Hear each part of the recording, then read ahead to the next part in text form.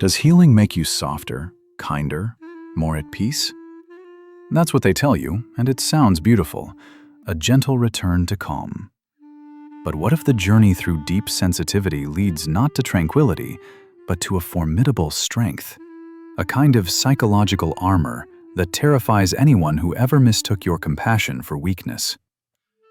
Carl Jung, in his relentless exploration of the human psyche, unveiled a truth that shatters this pleasant illusion. A truly healed empath doesn't just become a nicer version of themselves. They become something far more potent, far more dangerous. Not to the innocent, but to the architects of manipulation, those who thrived on exploiting the open heart. Imagine a mind that operates like a deep-sea sonar array, constantly mapping the emotional currents, the subtle shifts in pressure, the hidden structures beneath the surface of human interaction. The unhealed empath is such a mind, but without a protective hull. You existed as a porous vessel, absorbing every single emotional frequency within range. It wasn't a choice. Your nervous system was simply built that way. Jung often spoke of unconscious participation, where you didn't just feel your own life, but became a conduit for the entire psychic residue of those around you. Their unspoken anxieties, their buried resentments, their quiet despair, all of it flowed into you, as if you were the universe's designated holding tank for unprocessed human pain. Think of it, the unspoken tension in the air at a family dinner, even when everyone was smiling. The cold, heavy dread radiating from a colleague who gossiped behind your back long before you heard the whispers. The subtle tremor in a loved one's voice signaled a lie before any words were spoken. You soaked it all in, believing this vast capacity to feel meant you were meant to fix, to soothe, to carry the burden. Your identity became intertwined with being the one who understood, the silent confessor, the emotional translator for a world that often couldn't speak its own truth. You were the steadfast architect, always shoring up everyone else's crumbling emotional walls, yet neglecting to build any around your own delicate core. Boundaries felt like cruelty. Limits felt like selfishness. You said yes when every fiber of your being screamed no. You offered comfort when you longed for escape. You stayed present, witnessing others' chaos, even as your own internal landscape became a desolate wasteland. Slowly, imperceptibly, you vanished. The true essence of you became buried under layers of borrowed sorrow, a phantom limb aching with others' pain. Jung's clinical notes are filled with accounts of individuals, often introverted intuitive types, who weren't ill in the conventional sense, but were simply drowning, overwhelmed by the sheer volume of consciousness that wasn't even theirs. They could walk into a room and instantly perceive the psychological architecture. Who was harboring secrets? Who was truly suffering? Who was projecting their shadow? Yet this gift brought not peace, but profound exhaustion, isolating them from the very people they could perceive so deeply. Small talk became unbearable. Authentic connection felt impossible because others instinctively recoiled from the uncomfortable clarity of being truly seen. This wasn't pathology. It was a sensory overload, a perception too finely tuned for the rough and tumble of typical social interaction. But then, something shifts. There's a moment, not a breakdown, but what Jung termed a breaking point, though that word hardly captures the seismic reordering it signifies. It's a breakthrough disguised as destruction. Often, it's a betrayal so profound, so absolute, that it slices through all the layers of self-deception and misplaced loyalty. The person you shielded, the one you invested your emotional life in, suddenly reveals their true face. Perhaps you discover their long-term deceit, or watch them dismantle you with a smile. You realize you were never a person to them, but merely a resource to be drained, a convenient emotional ATM. And in that precise instant, something within doesn't shatter, it awakens. It's a cold, hard clarity, like the first breath drawn after being underwater for too long. Jung observed that this wasn't the moment the empath lost their mind, it was the moment they finally began to trust it. All those years you spent as a porous vessel, absorbing every interaction, every micro-expression, every subtle tonal shift, you were also doing something else.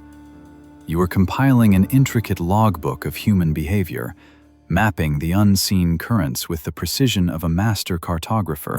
Every contradiction between word and energy, every hidden agenda, every subtle manipulation, you saw it, you cataloged it. You just never consciously used it. Now, that internal compass, long suppressed to maintain a fragile peace, begins to hum with an unshakable resonance, louder than any external voice. The healed empath emerges from this awakening as what Jung called psychologically complete. This isn't about being perfect or invulnerable. It's about integration, about owning every part of yourself, especially the shadow aspects you were taught to suppress. Your fierce intelligence, your righteous anger, your unwavering ability to say no, your willingness to let people face their own consequences, your capacity to walk away without explanation, your surgical precision in seeing through manipulation. These aren't flaws. They are the newly sharpened tools in your kit, ready to be wielded with conscious intent. You were never broken. You were an alchemist in progress. This transformation unfolds in distinct, powerful phases. Phase 1. The calibrated lens. The healed empath stops acting as a sponge, soaking up every emotional droplet. Instead, they become a lens. Not the kind that softens or distorts reality, but one that focuses with unsettling clarity, magnifying the truth back to its source. Imagine a manipulator, accustomed to using empaths as emotional puppets, encountering this new force. You try the usual tactics, the thinly veiled guilt trip, the subtle put-down wrapped in concern, the emotional gaslighting. But instead of absorbing it, instead of flinching, the healed empath simply looks at you, really looks. And in that gaze, you don't just see yourself, you see the intricate, desperate mechanics of your own manipulation reflected back with undeniable precision. It's terrifying because there's no judgment, no anger, just a crystal clear reflection of your own hidden insecurities, your true desperation. So, like all those caught off guard by their own reflection, you attack the lens. You label them cold, selfish, changed. And they simply smile, because they know this script. They've read it 1,000 times, and they understand every plot twist. This calibrated lens dismantles manipulators because it removes their most potent weapon, your self-doubt. The healed empath trusts their internal compass implicitly, and that unshakable knowing is psychological kryptonite to anyone attempting to distort reality. Jung meticulously documented how those who ceased to second-guess their intuition became immune to the very tactics that once controlled them. Phase 2. The gated sanctuary. People expect the healed empath to either remain entirely open or close off completely. Neither is true. Instead, they become the architect of their own energy, designing a sanctuary with deliberate entry points. The unhealed empath was an open common ground, accessible to every emotional passerby. Any demand, any crisis, any emotional dumping, the gates were always open. But the healed empath transforms that open ground into a meticulously guarded space, a sanctuary with a silent yet formidable guardian at its threshold.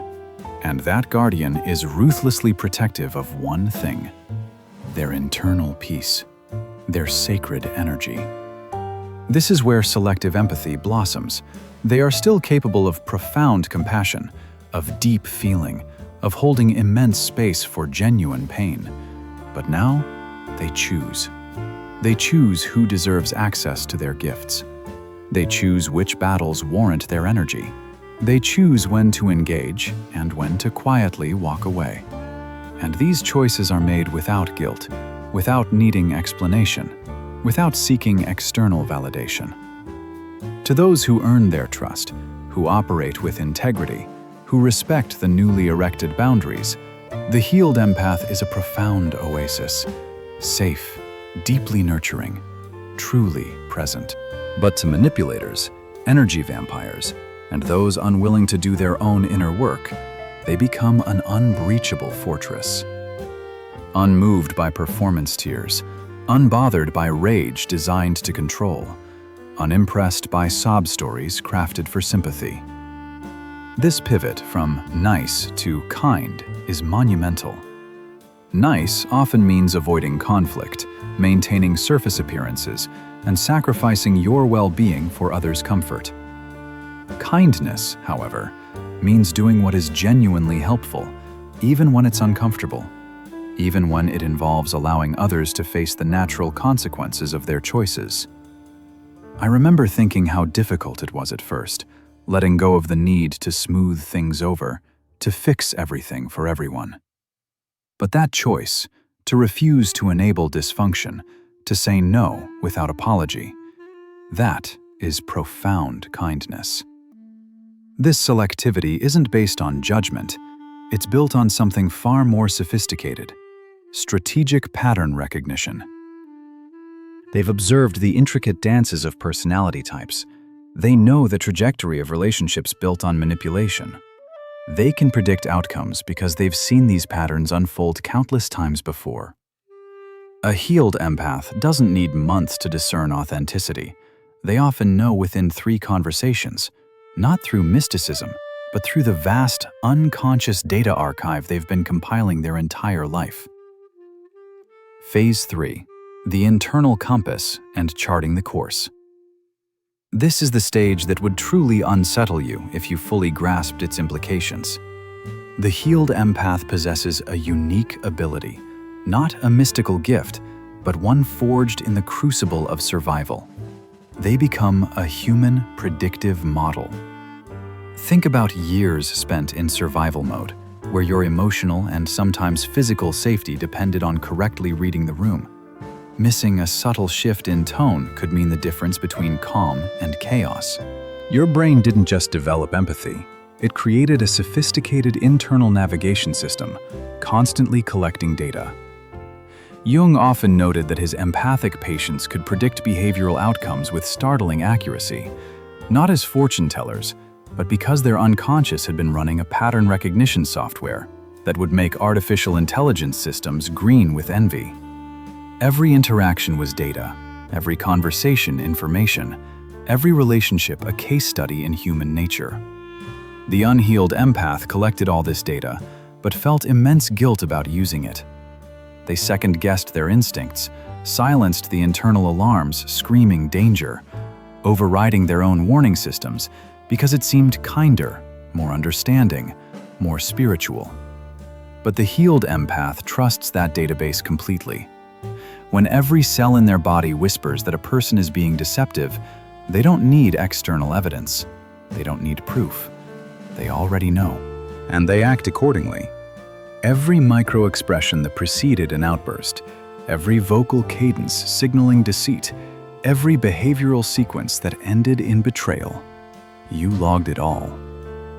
Now, after integration, after the awakening, you have conscious access to that powerful internal compass. You see the game before it even begins. Someone sits across from you, all smiles, and within 30 seconds, you know. You know they're lying about where they were. You know they're about to ask for money they won't repay.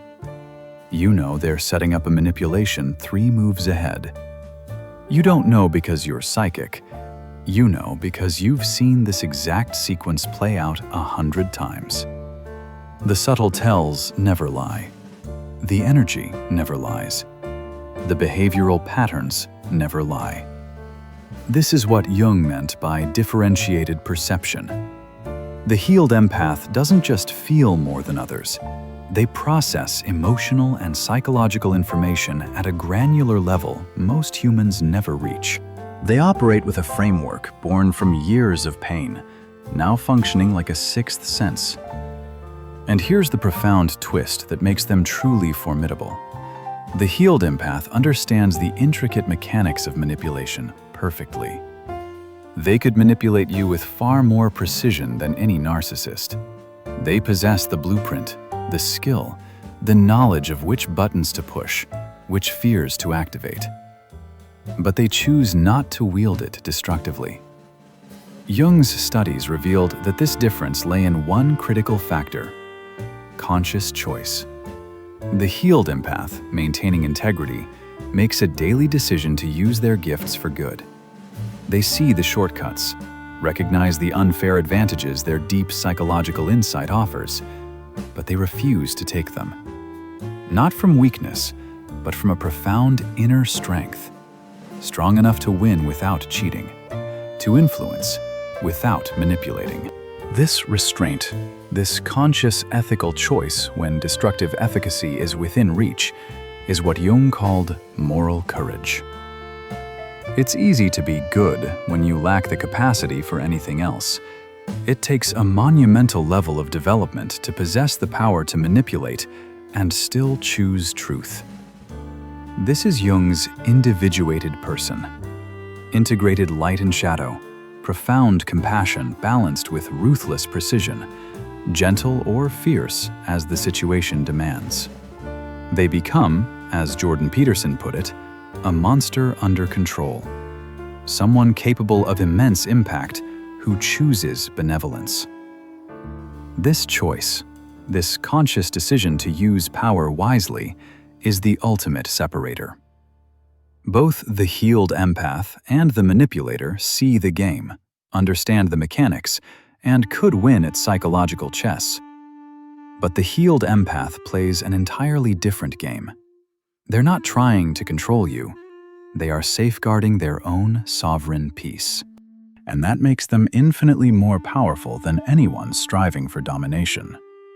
When you are no longer attached to controlling outcomes, no longer invested in changing those unwilling to change, when you are profoundly comfortable walking away from anything that disturbs your peace, you become immune.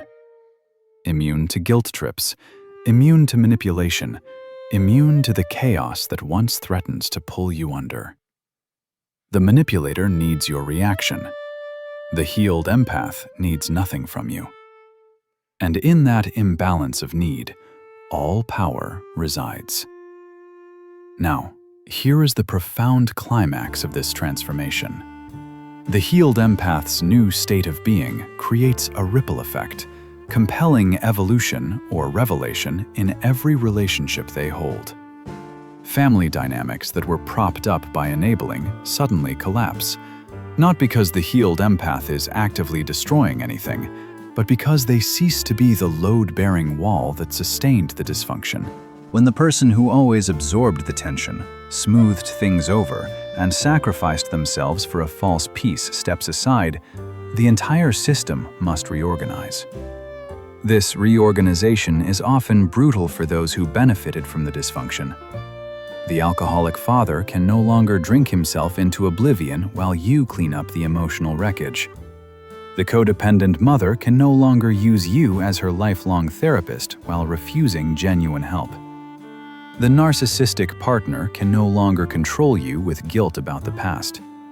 The energy vampire friend can no longer dump their perpetual crisis in your lap, expecting you to fix it.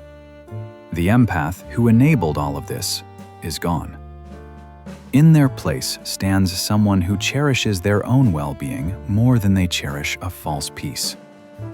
Some people rise to the occasion. They witness the healed empath's transformation and are inspired, beginning their own inner work, respecting the new boundaries, embracing authenticity. These relationships deepen, becoming more real than ever before. But others reveal their true nature. They escalate. They rage. They play the victim. They recruit others, attempting to make the healed empath the problem. because if you are the problem, they don't have to change. And this is where the healed empath's true power shines. They don't defend. They don't explain. They don't try to convince anyone of their worth. They simply observe. They watch people reveal themselves through their reactions, and they make decisions accordingly. Not with anger, not with bitterness, but with a quiet, undeniable clarity. This is Jung's concept of conscious participation in action. The healed empath engages with reality as it is, not as they wish it were. They see people clearly, accept them as they are, and choose relationships based on that clear seeing. No more focusing on potential. No more hoping people will change. No more sacrificing their essence for connections that drain rather than nourish. The healed empath becomes capable of profound love because they are no longer afraid of profound loss. They can release anyone who doesn't align with their truth, and that freedom makes them magnetically attractive to healthy individuals and utterly repulsive to toxic ones. Jung described this phenomenon as psychological alchemy, the transformation of the wounded healer into the wise one. The individual who journeyed into darkness integrated its lessons and emerged with gifts that can guide others toward healing by embodying what integration truly looks like. The ultimate truth, Jung discovered, is this: the healed empath's greatest gift isn't their ability to absorb pain. It is their living, breathing proof that integration is possible, that you can feel everything and still possess unwavering boundaries, that you can perceive humanity's deepest shadows and still choose compassion, that you can be both powerful and peaceful simultaneously. Your sensitivity was never a weakness. It was a weapon waiting to be forged.